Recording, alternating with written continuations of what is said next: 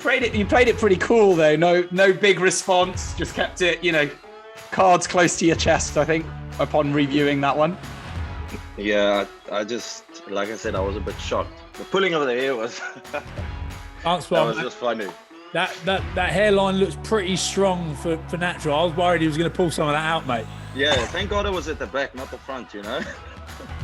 Hey, but honestly, it was probably more shock when he pulled your hair. Were you not like, hold on a minute? He just pulled back.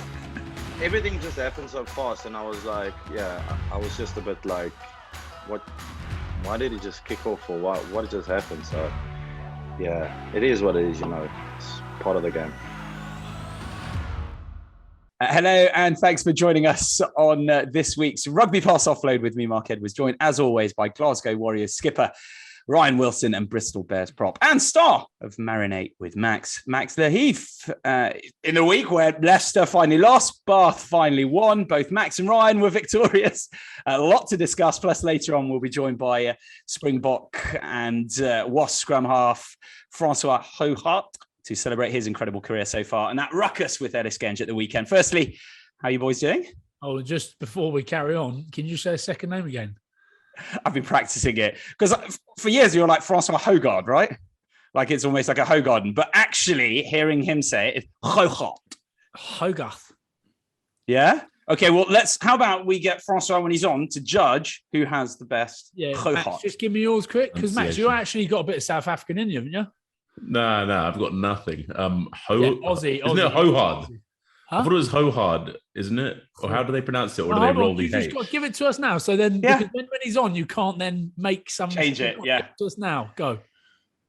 I'm just going to call him Hoagie Bear. Isn't that his nickname? Oh, Franny. Hougaard. Francois Hougaard. Hougaard. Hougaard. I'm going to say. Go on, Ryan. What's yours? Hougaard. You've added in a little Llangollen Welsh lisp in the middle of that one.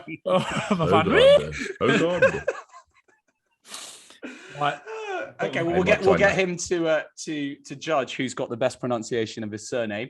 Max, quick words on your Insta. 1 second, you're hanging yourself from the ceiling by your neck. Then the next, you're in a pair of budgies, pulling your best bodybuilding poses. That's my recovery day.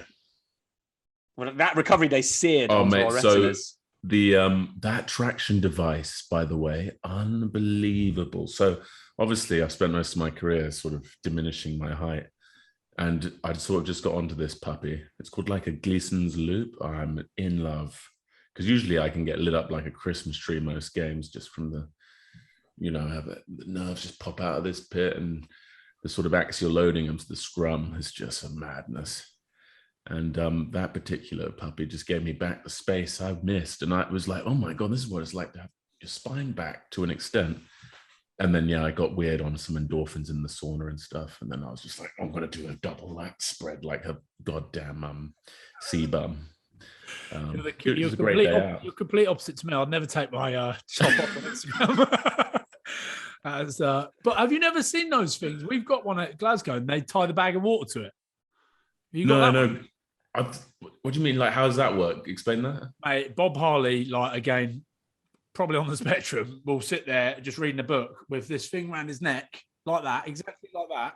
But then it's like a contraption that goes up and over a hook. And then on the other side of the hook is like a bag of water that is like quite heavy.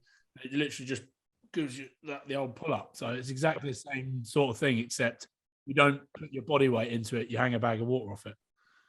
Oh, right. Yeah, this is just body weight, but it's just because I like the traction from like treatment from physios and stuff, but it's just never forceful enough.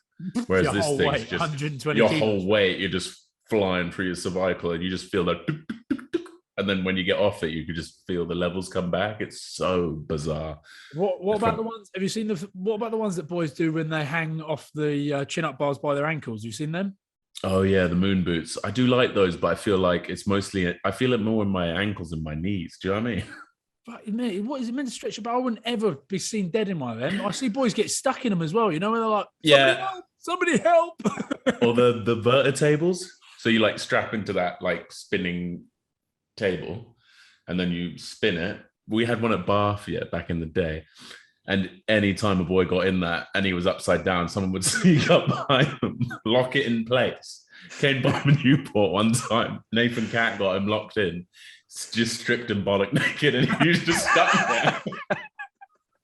And your blood's rushing to your head. You're just in this incredibly vulnerable position around a load of rugby players, just caged up like an animal. It's unbelievable. That's why no one used it after that. It was just like, that got weird real quick. That's to be fair, that's the one place where a lot of banter and weird shit still happens, is in the physio room. Like, because you've got a lot of obviously tools to use. Like, for example, cling film, the best thing ever for prank. Ever, like, absolutely. Because we got cling film in there to strap ice on you, Mark. You were thinking, why the hell is there cling film in there?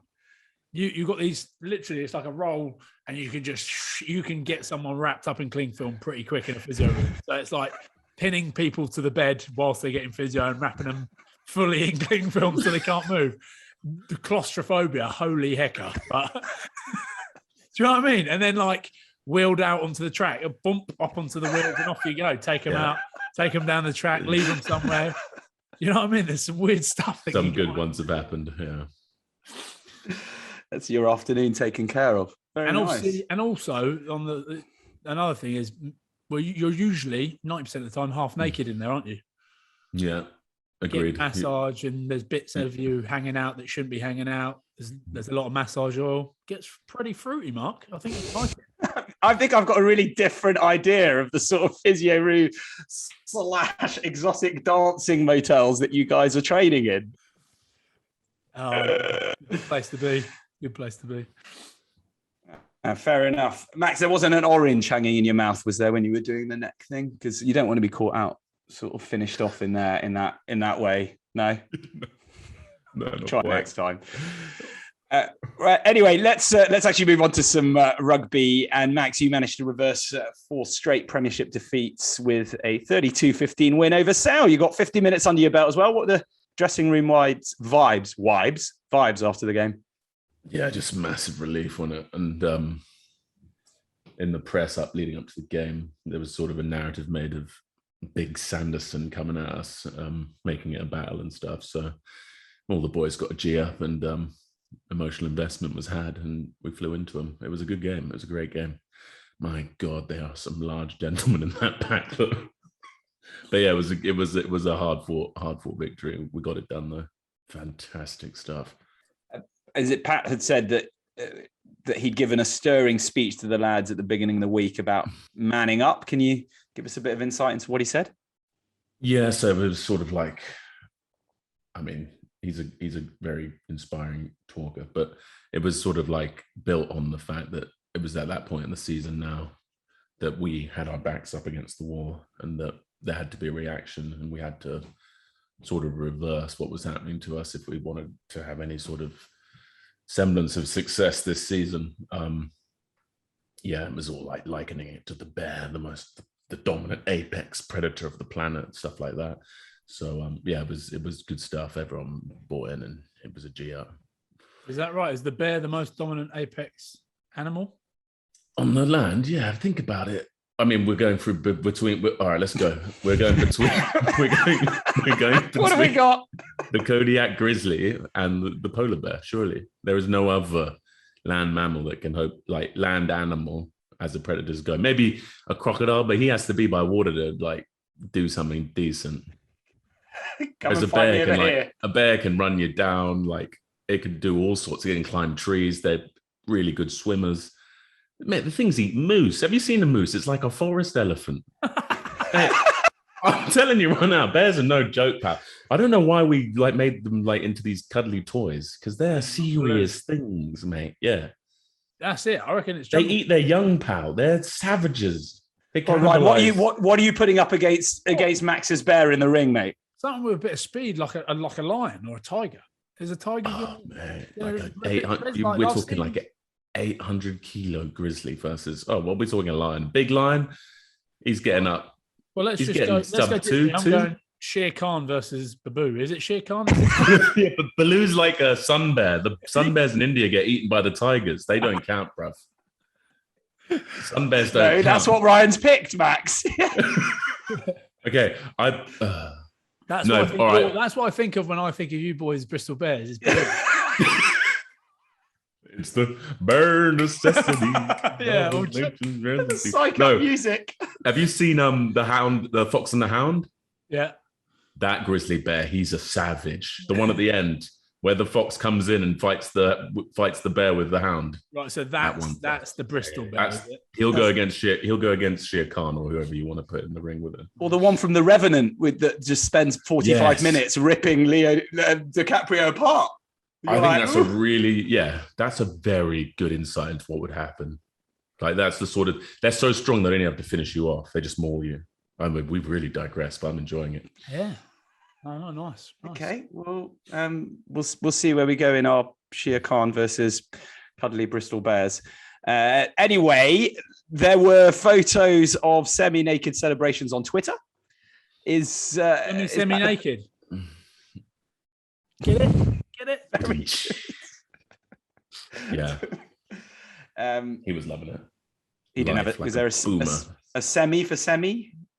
Let's move on from that stuff. You're not making any. You're going back to the physio now, you weirdo. Exactly. He's shredded, isn't he? He is. Is not an ounce of wasted tissue on that frame. Yeah.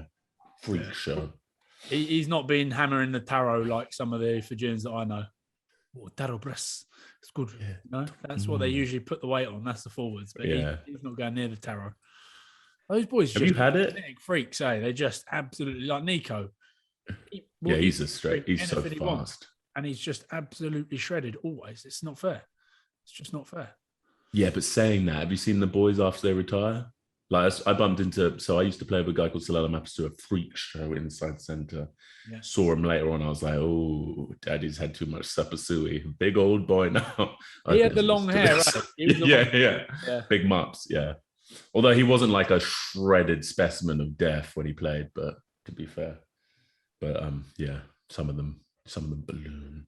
But don't we all after rugby, some of us? Let's talk about Sale, who were pretty tough in the scrum. Alex Sanderson, though, complaining about the penalties against his team by Wayne Barnes at the set piece. What do you make of his comments? Oh, I don't know, man. It's tough. The scrum's always been tough. I don't know if they were like, from the gist I got from it, the press was saying that they were super in the ascendancy. I didn't feel that way, really. It was just 50-50s. It was pretty competitive. Potentially they could have got some decisions here and there, but I wouldn't be writing at the game on that. I think that's a bit far-fetched, to be honest. But mate, it was tough though. I hadn't played loosehead for a while, and I was up against Nick Shonnett, mate. Nick Shonnett, a canny fox up front, like a big lad, quite tall, but weirdly narrow, but still huge. It's weird, yeah. Weirdly narrowly massive tight end, so it's just quite niggly, and he's so like technically proficient, just drops you into all these horrendous pretzel-like angles. You just forget about. Were the Dupree brothers playing? Were those boys today? Oh yes, of course they were, clanging and banging, the two Aryan twin juggernauts of like momentum winning. And then what was the other one? Is it that John O'Ross? Is he still there? Yeah, he was going good. Yeah, and then Spicy Curry, the Madras at 7, and then we had and then Ludiaga, mate. That guy is so much bigger in real life than on TV, by the way. And he's so gifted in locomotion. Like you would never think he's like 6'9" and just large and in charge. He just moves so well. But yeah, great game. Yeah, he has quite a kind face, though. I find when you see him on telly, he doesn't look like a sort of really hard guy. Yeah, there's like almost an element of like neon-y to his face, like baby face. But yeah, mate, what a savage that bloke is. Man, the depth they've got in South Africa for freak show locks that can move like animals and are just ginormous just makes no sense to me. What happens out there? Making huge men, isn't it? Yeah, the academies are just concocting blokes in labs. It's like, oh mate. Then you got Etzebeth and who's that guy? A Munster. Have you seen him as well? Oh yeah, looks like Hagrid. Yeah. Oh my God, he's the scariest of all. Like some big Scandi Afrikaner, mate. Yeah, freak show. Yeah. But it was a great game. Great game. The Monstars, from Space Jam, essentially. Ryan, you were also victorious, destroying the Ospreys 38-19. Quick word on Josh Mackay's performance. It was good, wasn't he? He's unbelievable. He's rapid, and he's for a small bloke. he just jinks for everyone. Have you come across him, Max? You know who this is? Came over from New Zealand. We've been waiting for him to come over and say he's got 3 games under his belt now. But between him and Sione Tuipulotu, oh my God, those boys are tearing up at the moment. They are ridiculous. Okay, Ryan, the quick one. If you go back on the highlights, I don't know if you've seen them, but the commentator goes nuts about the timing of a pass from Mackay for Tuipulotu's opening try. Not a single mention of your devastating angle and offload. Is there some sort of media agenda against you now? Yeah, there probably is, to be fair. You know, I'm never one that wants to take the limelight, so I don't mind. Just let it go. But yeah, it was pretty good, Pretty good. But no, it was all right. I had a good laugh. The old what's his name, Anscombe, he was back wearing leggings, and I got told off by the ref because mate, no fans. We're back to no fans here, Max. What? Oh, Scotland's the same. Oh, right. Back to no fans. So, we're back in the stadium with no fans. You can hear everything again. It's back to what it used to be. So I'm giving it the running commentary as he's kicking, because obviously, if there was fans there, you'd still talk, wouldn't you? And talk to your people next to you. All right, talk about tactics. And usually I'll say, I got left post, you got right post. But obviously it's deadly silence. So I'm going, God, them skins look tight. And you can see he's like, oh, here we go. Yeah, they're definitely tight. He's going to be hooking this one, boys. Look at them. You can tell. I'm like, I've got left post. He's coming off the post. He's slotted everyone. But after about 2 or 3 kicks, the ref's like, you need to stop the running commentary. And I was like, right, okay. So the next one, I've just gone up and gone. I've looked at the bloke next to me, George Turner. George, am I allowed to put my hand up like this when he's kicking? And he's like, I don't know. I was like, what about like this? Anyway, mate, the bloke that was running the tee on the water for Ospreys, he's lost his head. He's running off, calling me all sorts. You top knot. I was like, yes, I've wound someone up at least. But yeah, back to that, mate. Honestly, I can't stand it. No fans. It's crap. But hopefully when we're back playing against La Rochelle in 2 weeks, we should have them back. But I'll tell you what was even weirder. I got home, had a takeaway with the missus, and then about 10:30, a mate of mine phones, do you want to go deer stalking? Well, after 65 minutes of rugby, I thought he meant like duck hunting, like lying in a tent and just shooting. Mate, I've gone on a hike with this bloke up in Scotland. It's snowing. It's like 2 degrees. Well, off we've gone. And we have just been, and he's an ex-Marine and he's going for it. He's given me this little satchel with tiny little leather straps. And I'm thinking, what's going on here? Anyway, bang, head off, legs off, guts out. Unbelievable. All humane. He's doing it. It's culling rights. So basically, you've got to limit the amount of deer up there.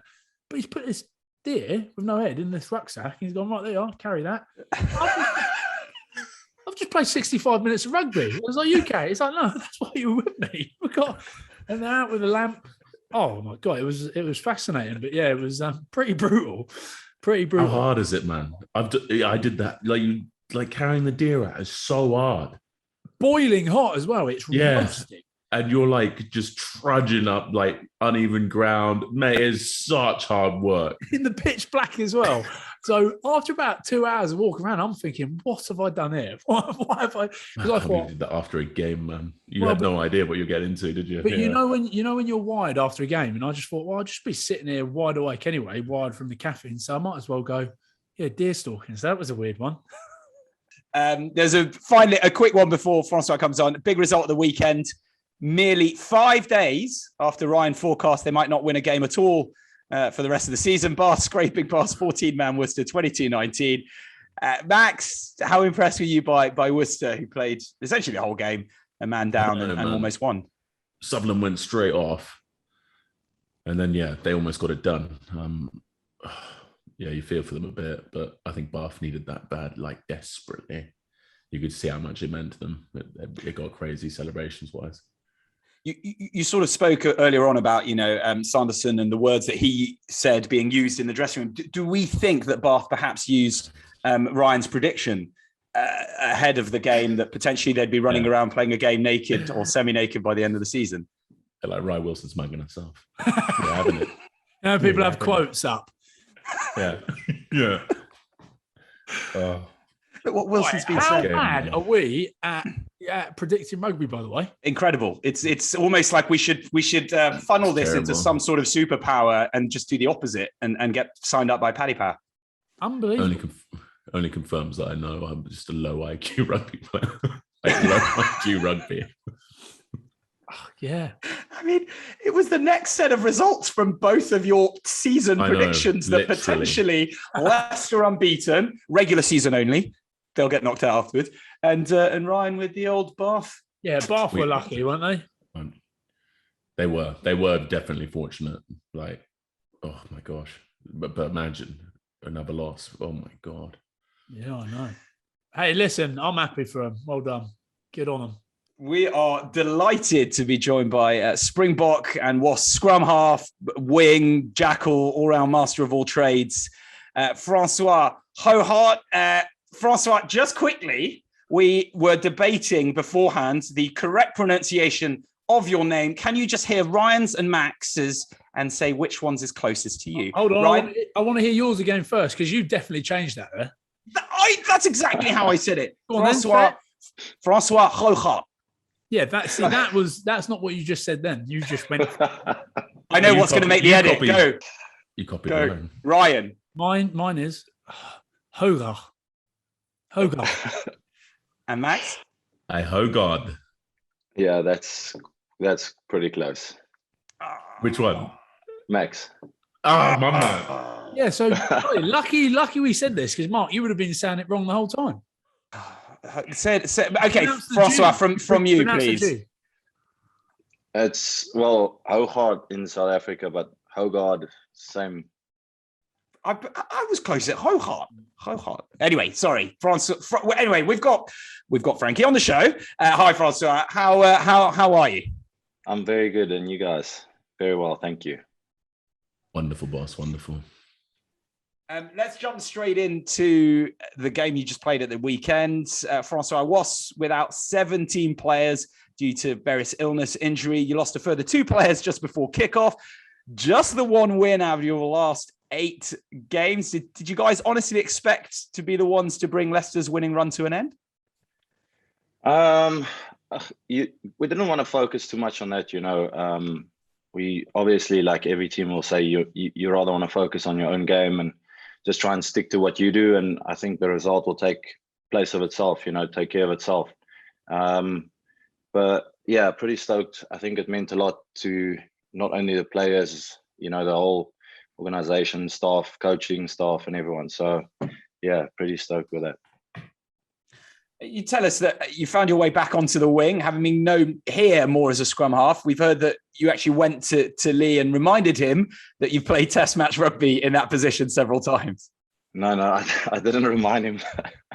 No, I just, I think I've played most of my career on the wing, and it's a position that I've always loved. I think it's just something that always excites me, and I think what made me an okay player or whatever is something that I could use on wing. I think 9 it's nothing against the position. It's just I didn't really enjoy it, and I think for me, if I enjoy something, I automatically I'm happy, and I kind of do better at it. So it's just a lot more freedom, and kind of creating stuff and playing off players is something I like. So, so you prefer playing wing then? I've played so much on obviously the last few years of my career on 9. Obviously, when I started playing wing, Currie was at the Bulls, and I could obviously not play 9 because he was at that time was probably one of the best, if not the best in the world, in his prime and those days. So I just happened to play wing, and I really enjoyed it, and I think we just played well together, and I think that's where everything kind of like kicked off, and everyone wanted me to kind of take over from him, as a 9, and I obviously I enjoyed it, but I think there's a lot more freedom on wing, and just really enjoyed the position. Mark, let's move to it. What did you say to Genji? I didn't say anything. I was more shocked about it. I don't know if he thought I did something, but I genuinely was. I don't think anything of it. I mean, it was probably just the heat of the moment or anything like that. I'm not someone who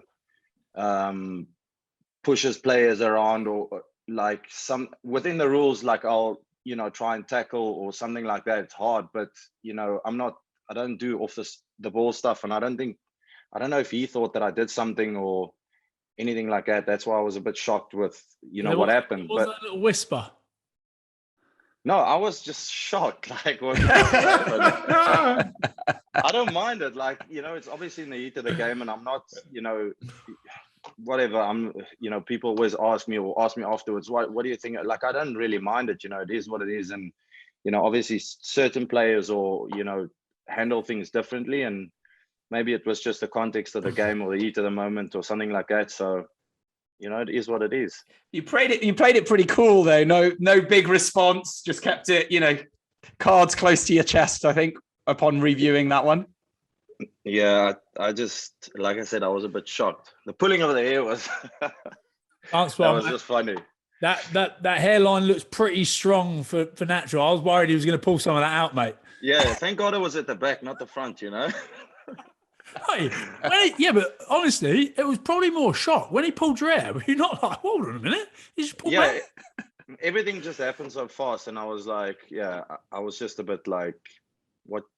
Why did he just kick off, or what just happened? So, yeah, it is what it is, Are you surprised he didn't get a red though? I mean, Chris Ashton got a red for a similar thing a couple of years ago. Not really. Look, they, each official or they're going to look at it differently. That's up to them. I don't want to come in and say, oh, you should have got this, should have get that. Whatever is going to happen, or that's just it's out of my control. I don't want anything to do with it. I don't have anything against anyone or anything against him. Like I said, it was probably just frustration or, in the heat of the moment. So, well, hold on, Max. Max might have something to say on it. Max, just because he's, no.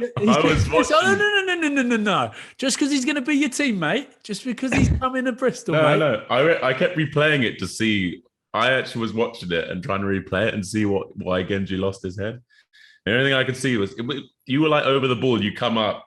It looks like you like touch his face or something, but it's a repercussion of him driving him out. Hold on, yeah. I think he thought it was something else, and so it was lost in translation. He's having it. Yeah, but go on then. So what do you reckon, Max? What like how he reacted? Oh yeah, no, he's gone off the chain. No, you don't need to do that. Agreed. Sometimes it happens though. The rugby's an emotional sport. You can get weird very quickly. But the thing is, I know Genji, and like we've spoken a few times, and I've seen him out and this and that. So that's why I was just like, but shocked. But it is what it is. Like I said, you must have pissed him off on the night out. That's what's happened. No, he's been holding You've stolen a woman from him, haven't you? That's what's happened. No way. Oh well, listen. I'm not going to sit on the fence here. I reckon I don't want him to get a red card. I don't want him to get banned for it. But he's gone like that. He's half in mind of like poking you in the eyes / punching you. He doesn't know what to do. But I'd rather he punched you than pulled your hair. Like, do you know what I mean? It was like a combo. Yeah. First hit, then a pull. I don't know. But when I reckon that's worse than punching someone, pulling someone's hair.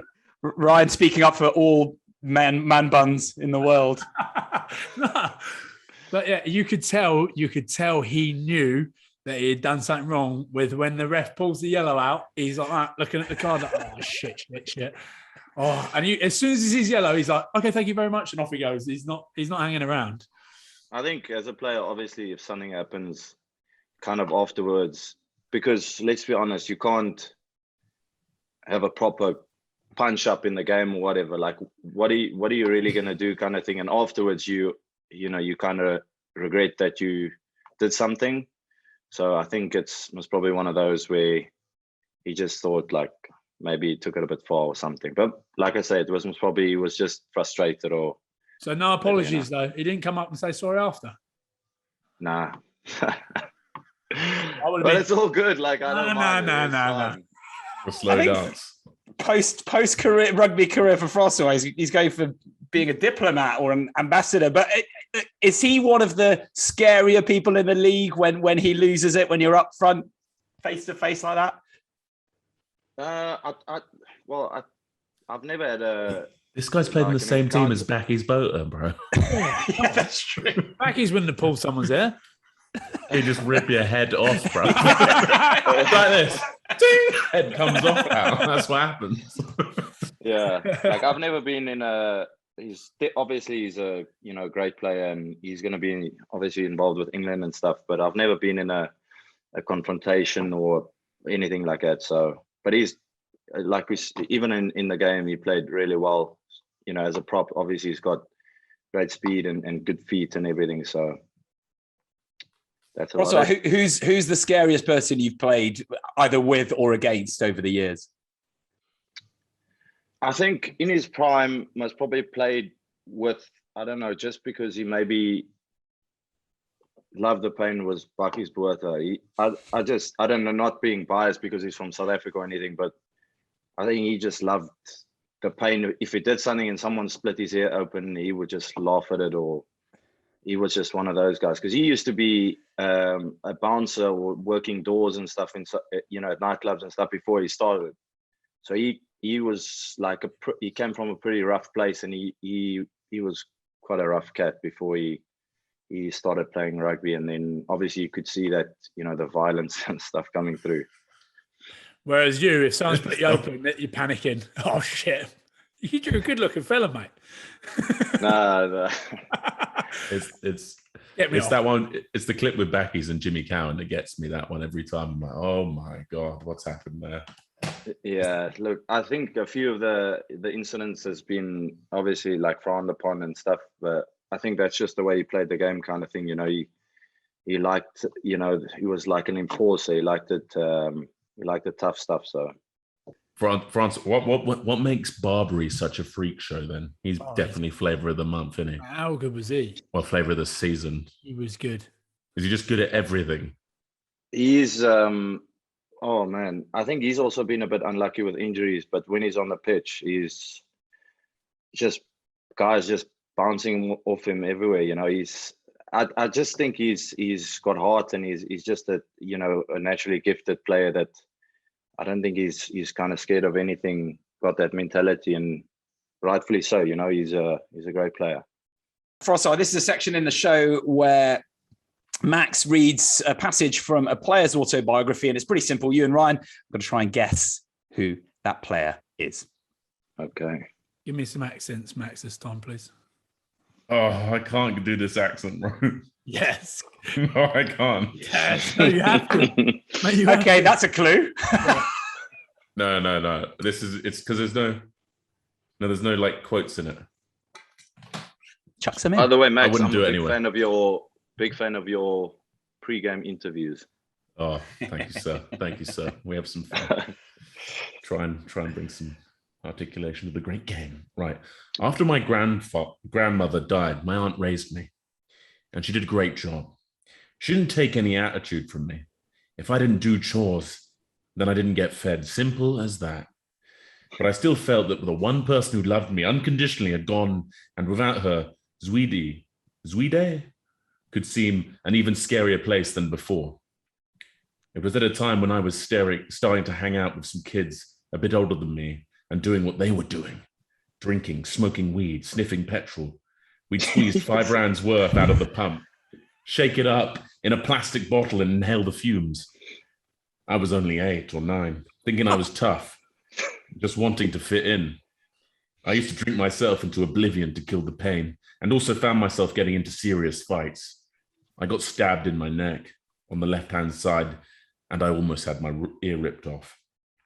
If I'd gone much further down that path, I could have ended up a sozzie, a young criminal, and from there you only have 2 real options, jail or death, or both. It was rugby that saved me. Bloody hell. Oh, dark. Hold on. Deep. Whoa. Wow. Are these true? Is this true? Yeah, this is from someone's autobiography. Right. Stabs. You'll be glad to know I was writing notes on it. He was raised by his aunt after his Yeah. grandfather died. So does that mean he never had a mum and dad? Zwede. What's Zwede? Is that a South African thing, Francois? That part I didn't get, but I've got a clue. You know someone's been stabbed in the neck? No. Zwede. Just obviously because South African. Either Sia, not Sia, Khaleesi. You nailed it. Oh, To be fair, I didn't think I was gonna get any of these, but yeah, Oh, no, I know he had a like very, very tough growing up, and yeah.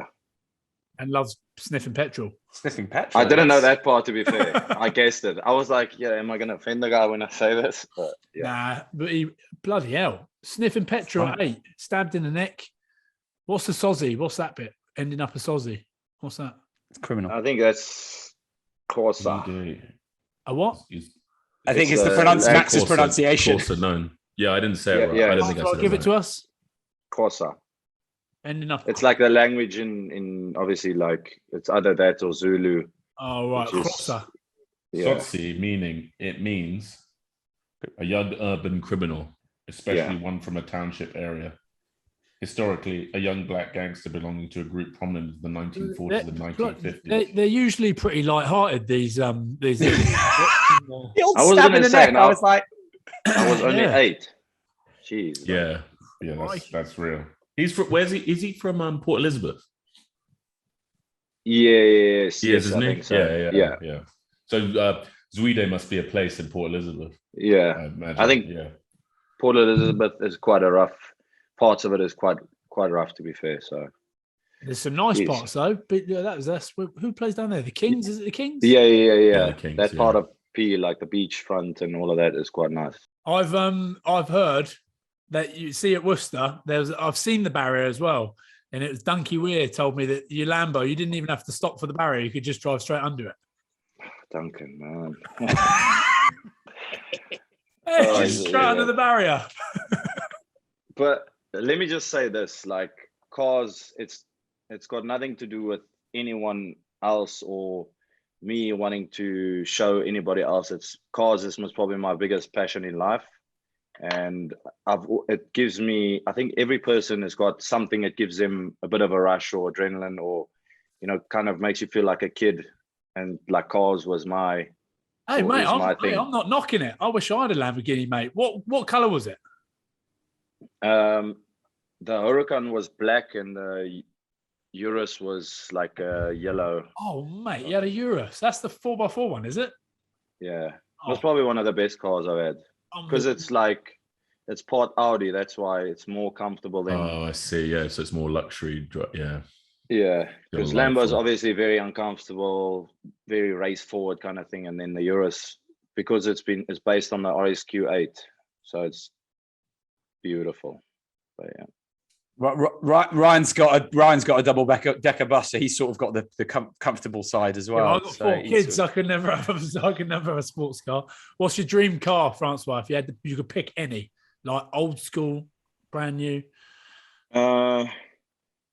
It's tough. I think something like Bugatti Chiron or LaFerrari is still one of the icons. Pagani is also. I don't know. It's tough. Like I'd love to own them all one day, but yeah, it's hard to pick. Max, Yours? Max, what are you driving?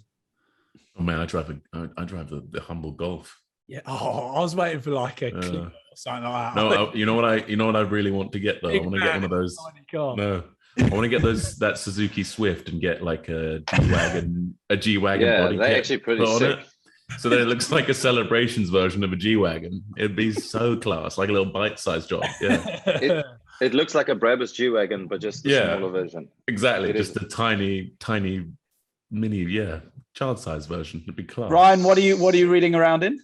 I'd go for something old school, like an old Mercedes Gullwing, like the old 1980s. Yeah. Something like that. Oh, Have you seen Alec Hepburns' car? nah. He's got like an old school Plymouth, like an old school muscle car with the That roll is cage sick. and everything. Oh man, it looks ridiculous. Like sounds hilarious as well. Amazing. I car. think Eleanor the Mustang, the Illinois. Yeah, is probably like also that one of sort my of vibe. favorites. But it's got Yeah. to be like the original kind of thing, you know? The I'll tell you, Greek, yeah. the best car I had I had a smart car, right, for two back in the day. And me, Nico Matawalu, and Leonie Nakarawa, the big 6 All foot, got in like, it. 7 foot gin, all three of us used to Jeez. get in it and go to training in it. And Nico would sit on top of the gear stick. Remember, you could park them. You could park them like in that way rather than having to reverse it. Yeah, yeah. Those things are like little go-karts. We'd pull up to a coffee shop and And people Leo's like this. would see three of us Go come on. up and be like, "How the fuck has that happened?" Oh, Benny bro. Hill coming out. Oh, I loved it. Bloody loved it. Right, let's move on now and sort of run through a bit of your previous years, if you will, Francois. Let's head back to the earlier part of your career when you were playing for the Bulls as a young man in 2008. What was it like coming into a changing room full of the likes of sort of Bakkies Botha, Brian Habana, Victor Matfield, etc.? Oh man, that was incredible. You know, I was, as a youngster, just literally happy to be there. I think like any youngster would be, but I think that was most probably one of the most gifted or you know, teams with the best guys in their positions, best players in their positions. I don't think at a certain stage we didn't even need a coach for that matter, because Victor was there, Bakkies was there, Fourie was there, obviously Brian was there, and they're all natural leaders anyway. So yeah, the crazy thing about it is, you know, as a young kid or as a youngster, I've always, you know, you idolize people and you know, big fan of all these people. And then obviously, you know, starting to play with them was something you can't really describe to someone. It's almost like skydiving. You have to do it yourself to be able to know what it's really like. It's like, it is like a dream come true, and you become mates with these people, and the two are so far from one another. So yeah, that was definitely one of that 8 years was probably definitely the, you know, very, very special time in my career. Let's run through one of the highlights. 2009 Currie Cup final. You're the youngest player on the pitch, and you're 21 at the time. You score a try against the Free State Cheetahs. What are your memories of that day and the celebrations afterwards? Oh, it was crazy. I think back in the day, it's obviously not like that anymore. And Loftus is obviously a great, you know, stadium to go play at. And people used to, before semifinals, even, you know, big games leading up, people used to camp outside the stadium to buy tickets and stuff. And it's another thing, like, it gives you goosebumps if you think about it, because like years and years after that, it all changed. You know, the stadiums became empty and stuff. But that game was also really special. Like, you know, a lot of games that I was involved with the Bulls, it was unbelievable, you know, especially playing with those type of players. And I think the try that I scored was Fourie that took a quick tap or something, and he had a chip or something, and I caught it. But yeah, definitely a unbelievable game. Later that year, you made your debut for the Springboks on tour to Europe. You made your international debut against Italy. Yes. Firstly, how special of a day was that for you? Oh, it's incredible.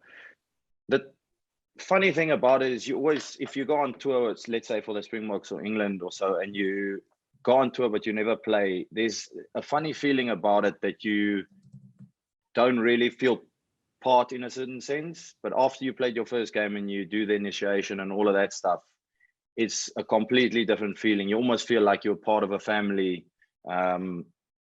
after, you know, your first cap and stuff. But funny story, I think Fourie kind of gave me my first cap. I think I don't know if he faked an injury or something. I played something like 5 or 6 minutes or something, but I think he really wanted me to play my first game or just get a cap, you know, because obviously I was on the bench. So, you know, if it wasn't for him, I wouldn't have my first cap, you know, against Italy. Well, you reckon he faked an injury for you?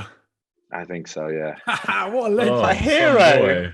Oh, I mean, it Some was boy. only 5. I don't think it was like a very, very close, like, you know, tight game. Otherwise, it wouldn't have been able. But I think it was only 5 or 6 minutes. But still he's such a legend for doing that. Yeah, too right. I've never When actually you're- thought of that. To be fair, that's a good idea. You You're going to be faking injuries every game for the academy kids, Ryan. Well, no, not for the academy kids, but international level. I mean, that's what I said. Do you know what? When I was on the bench for my 50th, I said to Finn, I said, if it gets to 75 minutes, just run off the pitch and I'll just sub myself on, because I thought he might not put me on. Yeah, I think the special thing is for someone like him, it's something small, but you know, for you as a player coming on, it's obviously means the world to you, because that's kind of something that will stay with you for the rest of your life, you know? Yeah, what a legend. Love that. Francois, what school did you go to in South Africa? Paul Ruiz. Paul Ruiz. Stellenbosch. At Paul Ruiz, what was the first team initiation there? There's always a mad initiation at schoolboy rugby in South Africa. Jesus. So I don't know. We had to you had to get with a school shoe, the back of a school shoe. You had to take from everyone in the first team squad. You had to be on your, bent over a chair, and then these guys tried to murder you. It's one of the most painful things I've ever experienced, because a school shoe is like a car tire, and as a youngster, you obviously try and take the piss anyway. So. Yeah, that I don't know even how many it was, the whole squad, maybe I don't know, 25 or 30 shots. And then you have to kind of read a thing and all of that stuff. And obviously back then it wasn't, you couldn't, well, you did drink, but can't say neck a beer and all of these things. But yeah, that was the thing that I can kind of remember from that. People outside the rugby world would be like, you did what? Yeah. That's why I don't want to say too much. Yeah. Are the Paul Ruiz games televised, or only just between the rivalries? Yeah, I think the big one against Grey College in Bloemfontein is always televised, but that's massive. It's I don't know how many thousands of people are always at these games, but that's also obviously a big tradition. We do this thing after a game which is called a Yola Bola, which is circles. It's the first team, and then kind of the age group goes further and further, and each circle goes a different way. And they've always had a kind of a camera to take a film from above, and it's spectacular. I think it's something we always used to do after you beat your rival and stuff like that. So I know you obviously a very keen sportsman, businessman, but is it true that having shot a 7 over par on St Andrews golf course, you're now seriously pursuing a career and sponsorship to become a pro golfer? No. I used to. We'll this make it good happen. Intel, great intel. No, absolutely not. Mark. No. To be fair, I used to play a lot. When I was in South Africa and stuff, and I got rotator cuff tear and I get it up, and I kind of lost interest in it for about 3 years, because the weather is, it's not fun to play when it's cold and rainy and stuff like that. And one day, a few months ago, the guys, because I've got all the clubs and all those things because of previously playing, and I just went with one of the guys and started playing again. And when the bug bites you, it's game over. It's for preseason, it's 4 or 5 times a week. But definitely not. I'm a 7, but yeah, it's very inconsistent, to be fair. Oh, mate, I love my body to be in a good enough nick to play golf in the week. There's no way I could hold on to a golf club in the middle of the week after playing. That's what I always say, because I play with one of my friends who used to be pro, and he plays off a +6, which is, he plays every second day or whatever he plays at Wentworth. And he doesn't really understand, in season for me, it's really tough to play, because if it's not your shoulder, it's your leg, or you have a dead leg, and it's hard, because it's almost like you're making excuses, but it's really tough. It feels like you've been hit by a car after a game. You take 3 days to recover and get back into it. And then you have one off day. You don't really feel like, a long day on the course or whatever the case is. So preseason is obviously much, much better, because there's no games involved and stuff like that. But in seasons, is tough. Max, you'll be the same. How bad's your back after walking around a golf course? I don't play golf, pal. Do I look like I play golf? Are you joking? You're like one of the islanders, you know. I don't play golf, my guy. The golf bat rugby, and the Tongans and Samoans turn up. But put them in my group. I do walk around the course with the boys if I have to do one of those things, and it is great crack. Yeah, but no, not. It's an expensive hobby, isn't it? Yeah, hobby. Yeah. Like people tell me how much they're spending on these clubs and all the other bits and bobs. You're like, you lot are mental, pal. Yeah, you'd much rather buy a squat rack. Look at You've got a squat rack behind you, Max. Exactly. That'll get you somewhere. Beautiful. Also, I've heard in-season golf, the driving, like that action of the drive is. This is bro science I'm throwing at you, by the way. I have no idea what I'm talking about. But apparently, there's some serious nervous like fatigue from that endeavor. Like it does fatigue you. Oh yeah. No, I'm putting it out there. Don't go to the driving range then. You reckon that's a bad shot? Just a short game. Yeah, just the short game. Get the wood out. Putt all the way down. You mean the putt? You know. Right. Yeah, but they are some of the best days. You know, like pre-season golf days. Yeah. And like even funnier when they send the sponsors along with you because most of them like golf, and then you put one of the Fijians or something with them, and they're like, "What the fuck is going on?" Worst is when you have to play behind that 4-ball. You're just waiting like this. Yeah, waiting. No, but you were talking about the Fijians, mate. Nate's probably the keenest golfer here, bro. Yeah, he loves it. Like a huge, just all over it. Just getting that massive hip bone behind that ball. Imagine where that goes. Just like Happy Gilmore, Mike, too. Yeah, he loves it, man. He's all over it. The big Vern Cotter talking about him coming and playing for Fiji. Yeah, there's a bit of that going on. Is he, mate? I'm doing it, Max. Come on, give us a score. Give us some insight. Like something. Oh yeah, I haven't asked him, but no, I'm going to be like, I reckon Stevie Luatua is going to have a sniff at some. I reckon Charles Pietau's going to suit up for Tonga.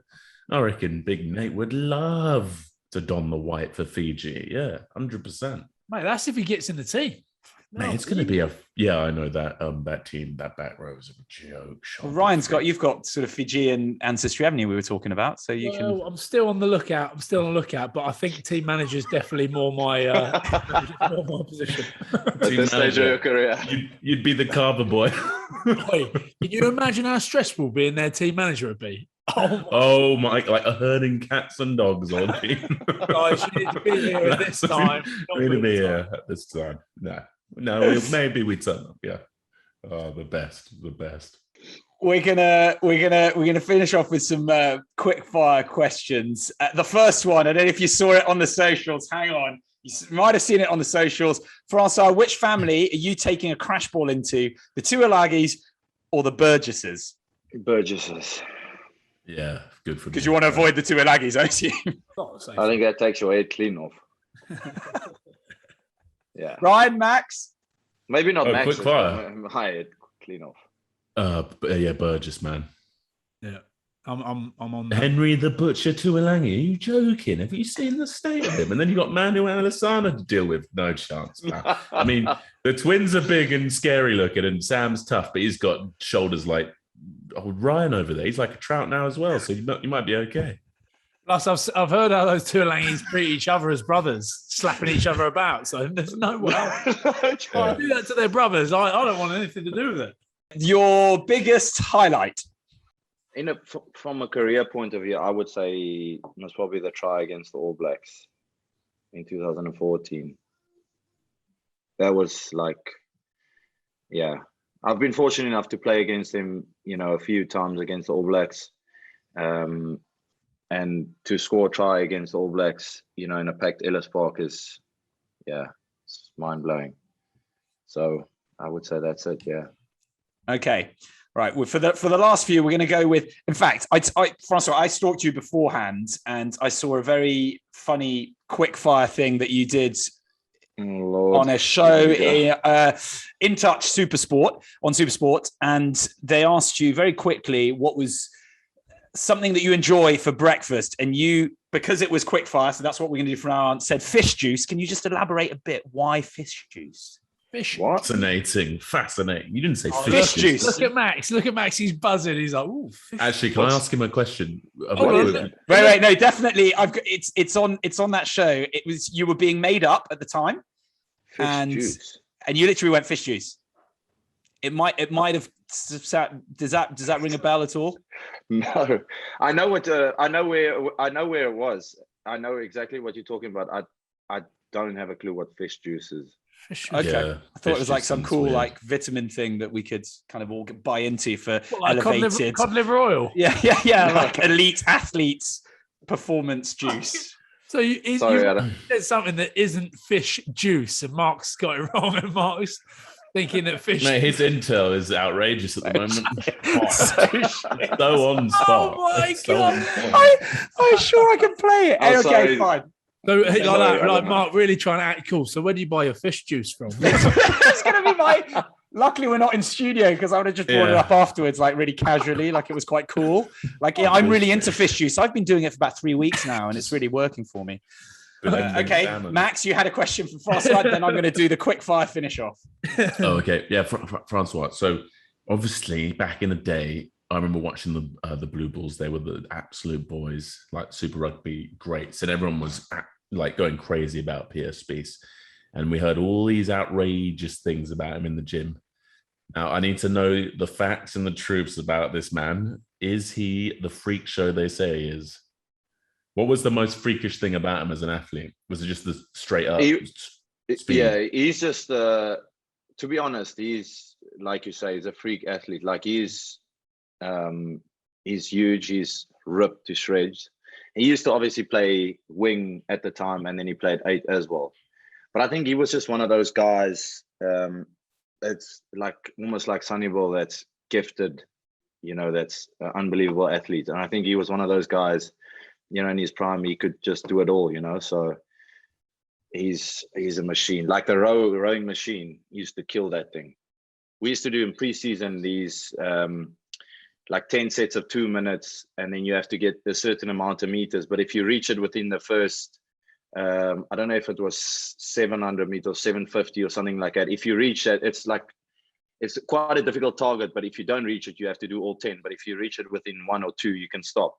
And he used to just smash it because he's obviously like tall and explosive and stuff like that. So yeah. He was a freak. I know how it feels. And then also, mate, schoolboy rugby in South Africa, is it littered with PEDs? No, I don't. To be fair, is that a myth? No, the thing it's is, not a myth. I don't know if it. How when I played, like I don't know, like I've never. Yeah, I think it was after your time when it. Honest to God, like I've never touched anything illegal, and I just say it because I don't believe in cheating my way into anything. Like I've always been like it, but in saying that, like when I was at school, I didn't know of anyone that did it. Not to say that, to be biased or whatever. Like I just don't know anything. And obviously, like I think where most people or guys, just after school, they take a chance because it's just before, club rugby and stuff like that, because you don't get tested there. And then as soon as you get into professional, you know how it is with testing. Yeah. There's no way you can be on any stimulants or anything illegal because you just get tested random. So I think it's more like club rugby and things like that. But also at that, age, why would you want to do something like that to your... All the cool people are doing it on the social media, bro. Jesus Christ. Because it's cool. Bro, that's what's happening, pal. Hey, Max is banging. I'm seeing you. No, I'm just telling you what's going on. This is what's happening. You see all these Gymshark weirdos deadlifting like 350 kilos at like 14 years old, and the blokes are littered with arms. So then everyone's like, well, now they're doing this. Yeah, let's load up on the gear. I'm going to be juicier than Tropicana. Next minute, there's a goddamn steroid epidemic, and 15-year-old kids having their testicles dropping off. Is it not probably to do with because the freaks that are coming out, the amount of strong mutants that are coming out of there, that people need to do it to be able to keep up with them. Yeah, that. And also I just think there's a better access to like information. Like, like as a young athlete, you get the internet's there. So you can see, and you can buy all these programs off guys who've done it, and you can start cracking on. You can eat right, you can lift well, but you can also take all the weird stuff. But Max, anyway. I'm worried how much you know about this. Mate. I just think it's bad, mate. No, I'm saying it's bad. Oh, mate, bring them on, baby. But but like, I'm just worried about it. That's all. Genuine. It just intrigues me. It does intrigue me. I drank a bottle of collagen today, Max. Never had that before. Did you? Mate, I love the collagen. Mate, it was floating around. I was like, Richie Gray. I was like, what's this stuff? It was like collagen. I was like, well, I'll have some of that. What does it do? And it was like, it just makes you feel good. Oh, yeah. No, I like doing it. You can get like the gelatin powder from those little purple ones, the repair shots. Yeah, those are banging, aren't they? Yeah, mate, that was well, I'm waiting to feel the effects of it, but hopefully it's gonna. Have you seen that Liver King geezer? No. Oh yes. Have you not seen him? Yeah, Brian. I can't remember. Brian something. Basically owns this company called Ancestral Supplements. He's about the 5 tenets of Good Morning Primals. Today, he's pretty out there. He's pretty crazy. He's like fully topless the whole time. Looks like he's been on more gear than a mountain bike. And then he's just eating like raw liver and raw bone marrow and stuff. So and he shows you today I'm eating this and this. And he's like, my successfully simulated hunt. It's all nutty, bruv. You're like, oh my God, you are so far down the rabbit hole. And he's doing like WODs and he's saying that's a simulated hunt. I'm like, I'm pretty sure our ancestors didn't do upside down burpees, but whatever. And the geezer gets these marrow bones. And I actually had to try it because I was like, I'm going to try raw marrow out. So I tried these raw bone marrow like boats out. Oh. You just scoop it out, mate. It's delicious. It's like butter. Without cooking it? Without cooking it, man. It was delicious. I know, it was weird. I got fully influenced. I'd been fully accepted by him. I was like, I'm going to do this. And I just said, oh, wow, that's good. But then I tried the raw liver's not a thing. Don't do that. Don't try that. That was. Did you try it? Hey, chicken. I had a nibble and I was like, oh no, that's very irony. That is literally like sucking on copper coins. So after that, I was like, no. It's too chewy as well. But great times. Brilliant. Okay, well, sadly, that is all of the time we've got left for now. Just enough, though. And Francois, I'm sure you're all over this, but Offload has been nominated for the Sports Podcast Awards in the Best Rugby Podcast category. So let's urge all of our listeners and viewers. Doesn't matter, Ryan. Doesn't matter. As long as you're in the pot, that's the only chance to win. Okay. But for all your listeners and viewers, do head to sportspodcastawards.com. Vote for us, and I can update Ryan and Max's and Francois' Wikipedias if we end up winning. So if everyone could do that. Anyway, that is all the time we've got left for now. Do make sure you like and subscribe. Thank you, as always, to Ryan and to Max, and thank you to Francois. And we'll see you all again next week.